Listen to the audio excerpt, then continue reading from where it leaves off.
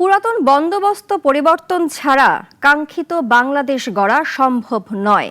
সৈয়দপুরে শহীদ সাজ্জাদের কবর জিয়ারতের সময় এমন মন্তব্য করেন এনসিপির আহ্বায়ক নাহিদ ইসলাম। এ সময় মুখ্য সংগঠক হাসনাত আব্দুল্লাহ বলেন, বিদ্যমান সংবিধানেই লুকিয়ে আছে ফ্যাসিবাদী শিকড়।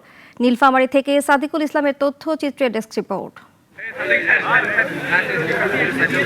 দেশ গড়তে জুলাই পদযাত্রার তৃতীয় দিনে সৈয়দপুরে শহীদ সাজ্জাদের কবর জিয়ারত করে কার্যক্রম শুরু করে এনসিপি। শহীদদের পরিবারের সদস্যদের সঙ্গে নিয়ে মোনাজাত করেন।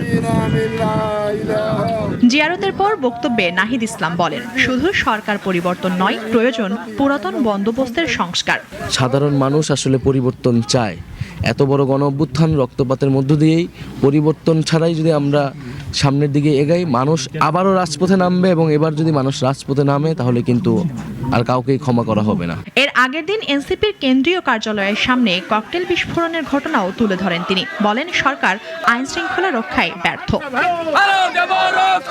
এ সময় সংগঠনটির আরেক নেতা কথা বলেন সংবিধান আর সংস্কার প্রসঙ্গে। অবশ্যই সরকার পরিবর্তন হবে, কিন্তু সরকার পরিবর্তনের পূর্বে আমাদের সিস্টেমের পরিবর্তন প্রয়োজন। যেগুলোর কারণে ফেসিস্ট উৎপাদন হয়, সে ফেসিস্ট উৎপাদনের প্রক্রিয়াগুলো আমাদের বন্ধ করতে হবে।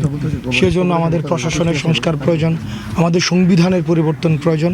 জিয়ারতের পর নেতারা হাতিখানা উর্দুভাষী ক্যাম্প পরিদর্শন করেন, শহর প্রদক্ষিণ ও জনসংযোগ করেন। তাদের সঙ্গে ছিল শত শত তরুণ যুবক।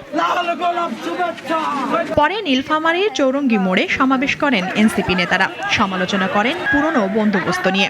1 থেকে 2 মাসের মধ্যে বাংলাদেশের প্রত্যেকটি জেলা এবং উপজেলায় আমরা আহ্বায়ক কমিটি করব। তারা বলেন, এ লড়াই শুধু সরকারের বিরুদ্ধে নয়, রাষ্ট্র কাঠামো বদলের জন্য। মুনিয়া জ্যোতি, নাগরিক, ঢাকা।